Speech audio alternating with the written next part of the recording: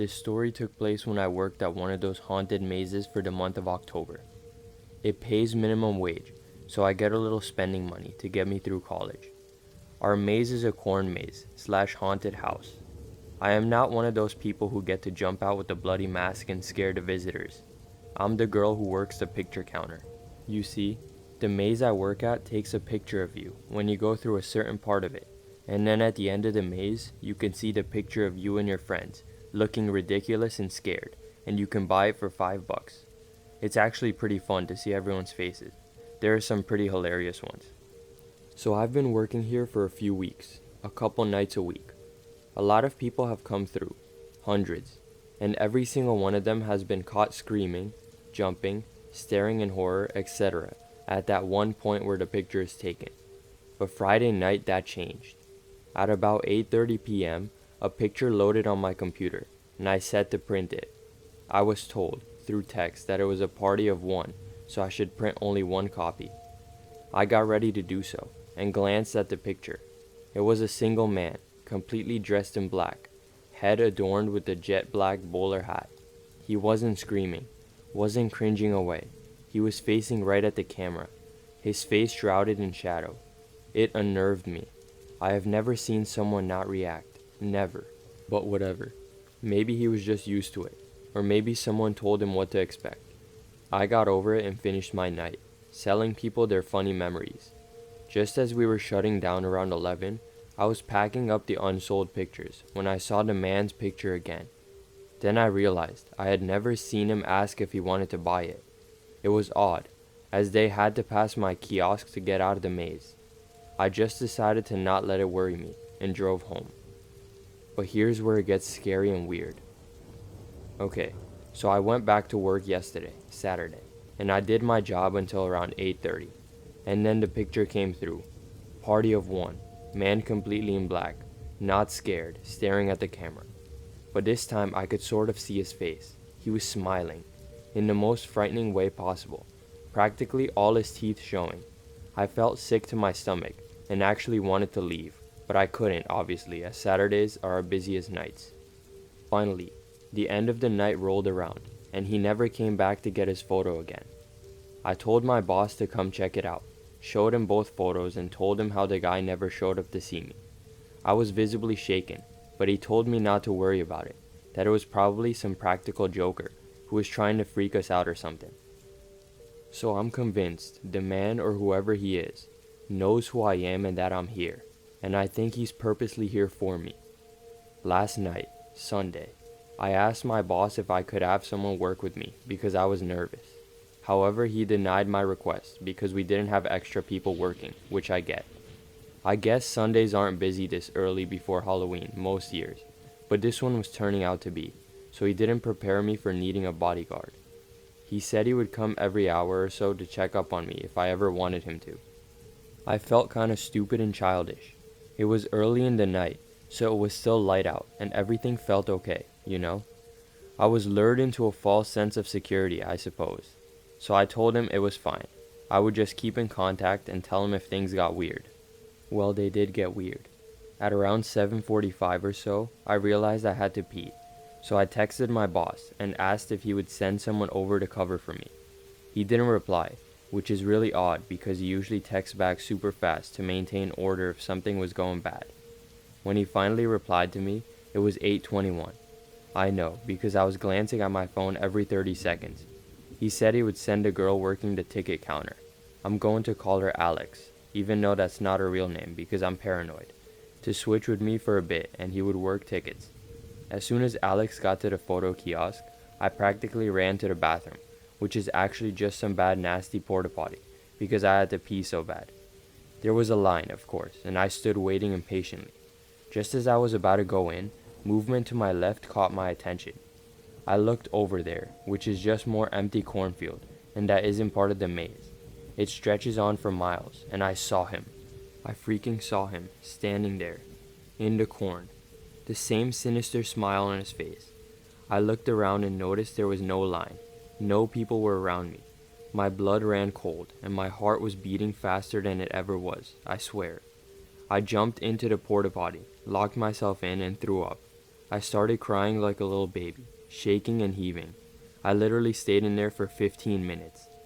As I walked back, I kept my eyes straight ahead, pointedly ignoring the cornfields beside me. As soon as I got back to the photo kiosk, Alex noticed I was messed up, and she texted our boss. He couldn't leave the ticket counter unmannered, so he told Alex to stay here with me until I was okay. I have this irrational fear of letting people down, so I reassured her that I was fine, and that she should go back to work tickets, and that I would be fine.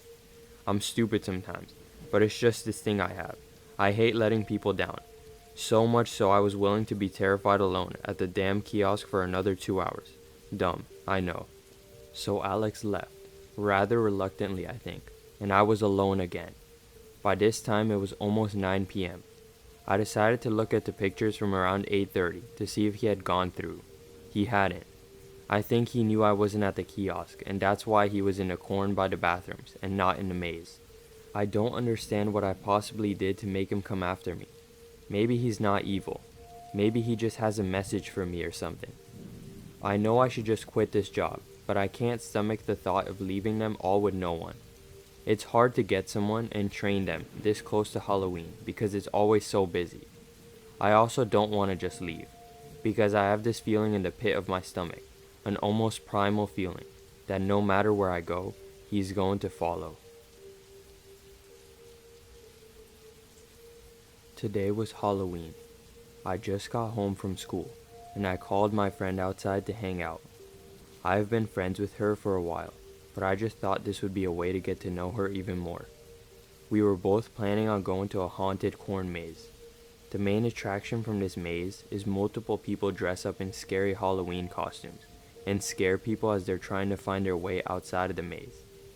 After she arrived at my house, we both got in my car and we drove down towards the farm where the corn maze would be at.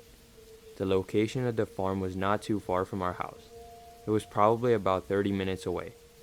Upon arrival, we entered through the front doors of the farm and made our way down towards the maze. At the entrance, we paid the fee for entering the maze. Just as we were about to go in the maze, the man from the front stopped us. "You sure you kids are fine entering the maze at such a young age? The jump scares inside are not for the faint of heart." I was a little confused when he said this because I'm actually a 19-year-old guy, and my friend, she is also 19. Anyway, we went on telling him, yeah, we're fine. Jump scares are not scary anyway. The man didn't seem to take this very well, as he was staring at both of us as we entered the maze.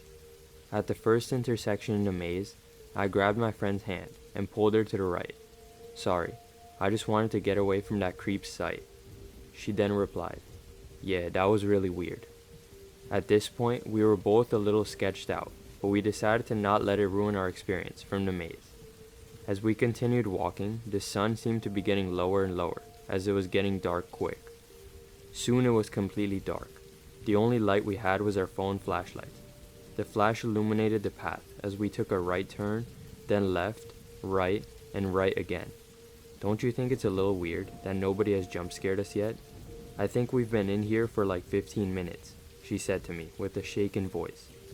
"Yeah, it's a little strange. Let's just keep on moving and try to get out of here."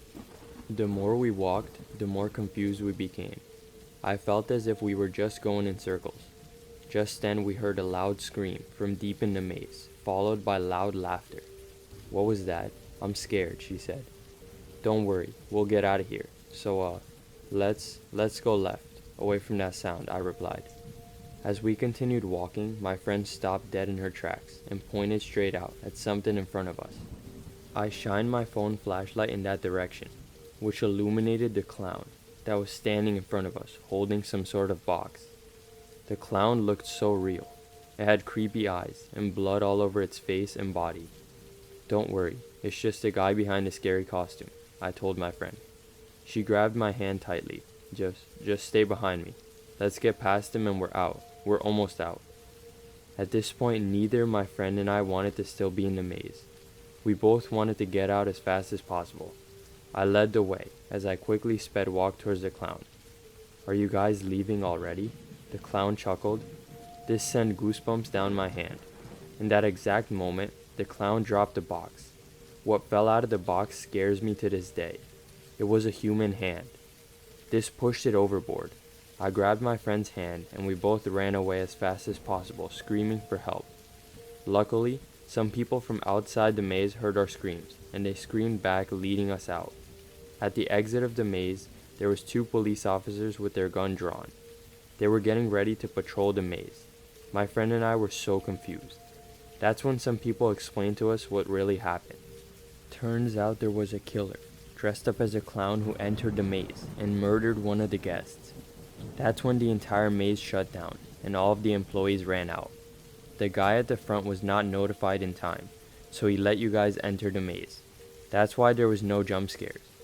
My friend broke down into a cry, and she hugged me. "Thank you for being in that maze with me," she said. Still shaken up from the story, I replied, "Yeah, glad to have been in there with you as well."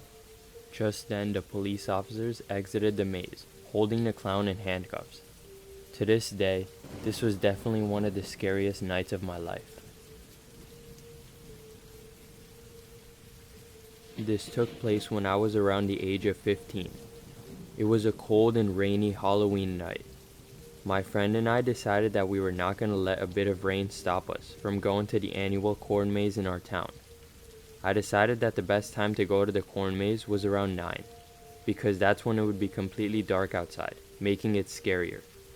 After watching a horror movie and handing out candy to trick-or-treaters, my friend and I decided to walk down to the local high school, where the corn maze would be.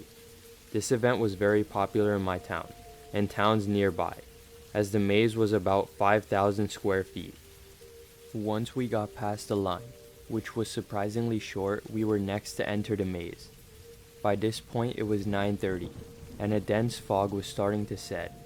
We handed the guy at the front our tickets and entered. Immediately my friend pointed out a man dressed up as a scarecrow. "Probably the first jump scare," I responded. Once we got closer, he jumped out from behind a corn, attempting to scare us, but none of us were fazed. "This is too easy," my friend said as he gestured to continue. A couple more jump scares later, we came across a horrific sight. There was a man wearing a Michael Myers mask, standing in front of us, blocking the path we had to take. I was a little confused, because normally the people would stand in the corn maze and jump scare people. I locked eyes with the eyes of the man behind the mask. They looked lifeless and extremely still, like he was just staring at me. This sent a shiver down my back. I looked over at my friend, and I could tell that he was also a little scared as well. We both continued forward and walked past the man. As we did, all he did was turn his face and stare at us the entire time. Needless to say, we both made it out the maze, and the first thing we both started to talk about was the guy in the mask. It actually scared us, and that normally does not happen. My friend decided that I should come over, and we could watch another horror movie and maybe try using the Ouija board that he has at his house. I agreed, as this sounded really interesting to me. On the way to his house, we had to walk past some woods. As we were walking, I stopped and asked my friend if he saw someone in the woods. I didn't see. He was cut off when a man wearing a Michael Myers mask walked out the woods holding a machete.